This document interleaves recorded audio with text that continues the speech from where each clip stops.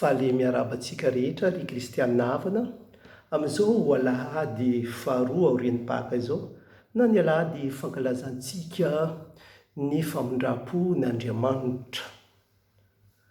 Ny vaky-teny izay nomany ny fiangonana na natolotry ny fiangonana antsika androany dia samy mampianatra antsika rehetra hifankatỳ, hiara-monina, hiaina anatin'ny fanantenana fa indrindra hifamela heloka. Amin'izao fotoan-tsarotra izao dia be dia be ny resaka eno etsy sy eroa fa indrindra any anatiny hainao aman-jery. Misy ny milaza hoe hiova raha zanak'olombelona aorian'izao confinement izao. Misy koa ny milaza hoe fa ho lasa mitainy tena lava ny zanak'olombelona sy ny sisa sy ny sisa. Ndeha jerentsika ny zavatra tena misy mba ahafahantsika mamaly izany fanontaniana izany, mba ahafahantsika miditra lalindalina kokoa amin'ireo teny na ny vaovao mahafaly izany na tenin'Andriamanitra izay naroso tamintsika androany. Raha ny aino sy nijery tele za afaka fotoana fohifohy taorian'ny fitsanganako velona, izany hoe tamin'ny alatsinainy dia nametraka fanontaniana tamin'ny olona vitsivitsy zareo tao amin'ny télévision eto La Réunion, ka nanao hoe inona no ataonao na hoe ahoana no fomba hiainanao ny déconfinement na ny fahalalahana aorian'izao krizy maneran-tany izao. Ny valiteny voalohany dia nampiome satria tany amin'ny sakafo no nalehan'ny eritreritra ny tirangahitsy. Dia hoy izy hoe efa niomana, ny fiomanany dia ny ara-batana fa tsy ara-panahy.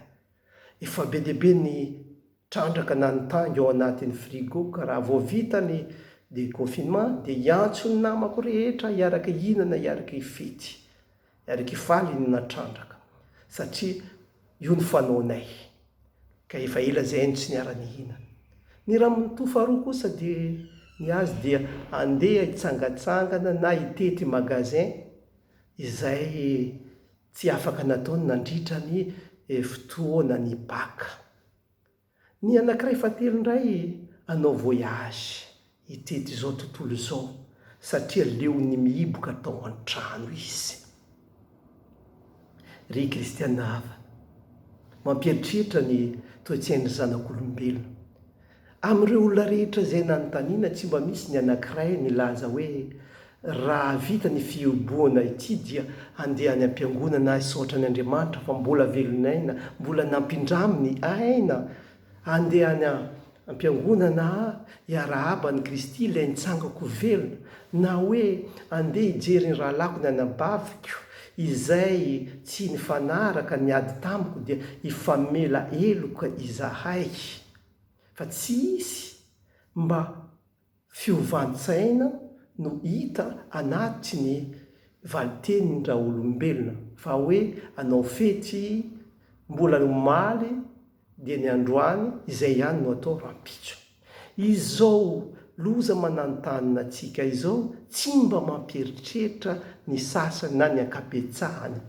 Firy ny olona mitabataba manome tsiny ny hafa satria tsy afaka mivoaka ao an-trano. Nefa zavatra hitambarana, raha hitambarana izy ity, loza hitambarana izy ity, ady hitambarana izy ity, fa ny sasany tsy te hiady izay fa mila niady foana ny azy satria ny olombelona tsy tiana ho bekoana. Raha tiantsika ny aina marina ny maha-kristianina, ndao jerentsika ny fomba ny ainan'ireo kristianina tany amboalohany, taorian'ny fitsanganako velona Kristy, taorian'ny fandehanan'i Kristy tany an-danitra. Inona ny ataon'ireo kristianina voalohany? Ny ara-ny aina, ny fampizara ny manta sy ny masaka, izay manana trondro dia hoentina any amin'ny communauté, izay manana vary dia hoentinao dia lasa vary sy laoka. Hitambarany rehetra zany, ny fananana dia nitambarana, fa taty afara no ny fitiavantena ny tsirairay, na kosa tsy fitiavana miaina miaraka mihafa, dia voatery nisintaka ny zarazara ny communauté, ka ny zarazara mandraka androany ka nahatonga ny karazany fiangonana be deaibe eto ambony tany. I Kristy ilay nitsangako velona tsy naniraka ny apôstôly nanao hoe mandehana ianareo samy manangana fiangonana ho azy. Tsy foiny Kristy hisaraka antsika olombelona. Taoriany nitsanganako velona, fitsanganako velona. Be dia be ny zavatra azon'i Kristy natao. Azony natao tonga dia lasa tany amin'iray, dia navelany teo atsika, satria tsika namitaka, satria tsika nandao azy, satria tsika olombelona namono azy. Azony natao koa nandeha nijery ny apôstôly, na malifaty, na nanasa azy, na mety amenany Piera izay namadika azy intelo, sy i Toma, masinda Toma izay tsy hino, tsy te hino. Raha tsika olombelona angamba no teo amplasin'i Jesosy, mino ho hafa ho maromaro ho lavalava ny teny nataontsika tamin'ireo apôstôly izay namelan'i Kristy irery tao anatin'ny fijaliany. Ry kristianava, inona ary nataon'i Kristy? Rehefa niala tany am-pasina izy, tsy nandeha namalifaty, tsy nandeha niady tamin'ireo fahavalo na nibedy any apôstôly, fa nitondra ny tsara indrindra tao aminy nomeny ny apôstôly. Tsy inona zany fa ny fiadanana tao anatiny no nomeny ny apôstôly. Tsy fiadanana ndramina, tsy fiadanana novidiana, na ny fiadanana nitsopinina teny an-dalana, fa ny fiadanana izay azony tamin'iray no nozarainy tamin'ireo apôstôly, izay niiboka tao an-trano natahotra. Dia hoy Kristy tamin'izareo hoe mahereza aza matahotra, zaho ihany ity.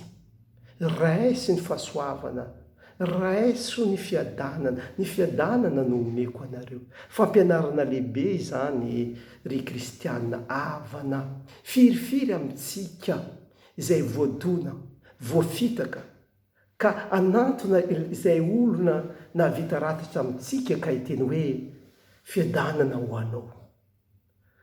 Mivavaka ho anao mba hiaina anaty fiadanana. Fanohitra amin'izany no ataontsika olombelona matetika. Tonga dia ozona, tonga dia hopa, tonga dia aleoajaniko sao dia teny zavatra hafa. Zay toe-tsaintsika olombelona. Ampianariny Kristy atsika isan'andro ny fifamelan-keloka, ny fifankatiavana. Nomeny ny fiadanana isika, tsy ho antsika irery, na ho an'ny fianakaviantsika, fa ho entintsika ho zaraina. Rehefa nitsangako velona Kristy, dia nanome mission vaovao nahirika ho an'ireo apôstôly. Iny fiadanana, dia mandehana ento io fiadanana io, hoento amin'izay trano mandray anareo, dia zareo amin'izareo ao. Fa raha tsy mandray izy, dia verina aminao izany fiadanana izany. Matetika ry kristiana hafa, rehefa manao tsara amin'olona atsika, dia miandry ny valiny. Nefa rehefa tsy mamaly araka tokony araka ny sitrapontsika ilay olona, dia tesitra atsika, tsy hanao intsony Kristy tsy nanao an'izany. Firifiry amintsika, mangataka amin'i Kristy mahazo fahasoavana. Rehefa ny fotoana ilan'i Kristy atsika, na any am-piangonana zany na amin'ny fiarahamonina, atsika tsy manao, fa Kristy tsy manahy zany. Ka izay no anatra lehibe androany omeny Kristy atsika. Ka rehefa voaka amin'izao aizina ny fiboana zao atsika, dia tokony hitondra fahasoavana, dia tokony hitondra hafaliana any amin'ny hafa, ao amin'ny fianakaviantsika, amin'ny toeram-piasantsika. Izao fitsapana lehibe izao tokony hampiova ny toe-tsaintsika tsirairay avy, hampandinika atsika, ary atsapantsika fa fandalovana ny eto an-tany, mba tsapantsika fa tsy atsika ny tompony hery, fa tsapantsika fa malemy isika fa kristiany ny tompony hery, ka ry kristianina havana. Mitaonanao, mitaona za, mitaonantsika rehetra i Kristy, ilay velona nitsangana tamin'ny maty, ifankatia, ifanampy, iray hina, izarany ao anatintsika, ary anary anaty pobely izay toetra tsy mety fa tsy omentsika namana. Engany Kristy be fitiavana, amelany heloka antsika izy, ary tsodrano antsika izy, ary ny hazavanany nanjaka ao anaty tokantranontsika tsirairay avy, ny anarany Ray sy ny Zanaka sy ny Fanahy Masiny. Amen. Misaotra antsika rehetra nanaraka Père Jean-Luc Ramarolahy.